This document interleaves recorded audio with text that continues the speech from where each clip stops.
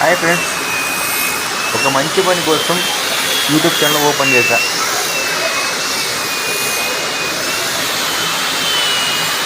పని వాళ్ళు, తర్వాత రాక్ పీస్ పని చేసేవాళ్ళు, రాయి పని చేసేవాళ్ళు, గుడి పని చేసేవాళ్ళు అందరూ కూడా చాలామందిని సైజులు కొట్టేవాళ్ళు కూడా నేను సబ్స్క్రైబ్ చేశా. కానీ మనం చేసేది క్రిస్టియన్. బట్ క్రిస్టియన్ ఎవరు ఎంతమంది ఉన్నారు